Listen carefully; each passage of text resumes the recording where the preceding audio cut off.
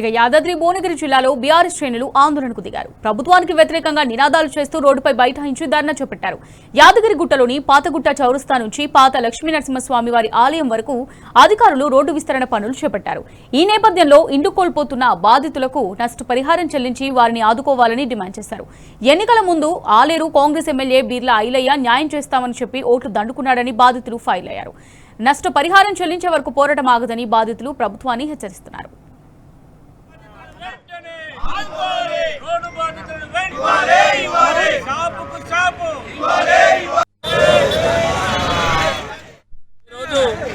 మరి BRS party ఆధ్వర్యంలో పాతగుట్ట చౌరస్తా నుండి పాతగుట్ట పోయే వరకు మరి రోడ్డు ఇల్లు షాపులు కోల్పోతున్నటువంటి వారి పక్షాన ఇవాళ యాదగిరిగుట్ట మరి చౌరస్తా దగ్గర ఇవాళ రాష్ట్ర కార్యక్రమాన్ని బీఆర్ఎస్ పార్టీ ఆధ్వర్యంలో చేయడం జరిగింది.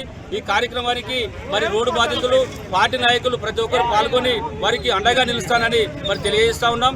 మరి వాళ్ళ గత ప్రభుత్వం అధికారంలో ఉన్నప్పుడు ఇటు 20 ఫీట్లు తీసి మరి ఏదైతే నిధులు కేటాయించి ఆ పనుల కోసం ప్రారంభించే అవకాశం ఉండే మరి ప్రభుత్వం కోల్పోయిందాం.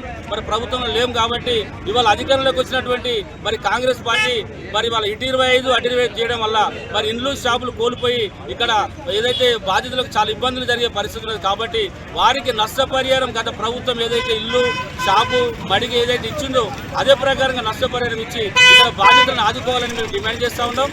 మాకు ఈరోజు మద్దతుగా బీఆర్ఎస్ పార్టీ పట్టణ మండల కమిటీ నాయకత్వాన మాకు మద్దతు ఇస్తున్నందుకు ఫ్యూచర్లో కూడా మాకు మద్దతు ఉండాలని కోరుకుంటూ వారికి ధన్యవాదాలు తెలుపుకుంటూ ఈరోజు మా సమస్య ఏంటంటే పాతగుట్ట మెయిన్ రోడ్ నుంచి పాతగుట్ట వరకు 180 నుంచి 200 ఇళ్ల వరకు బాధితులు ఉన్నాము.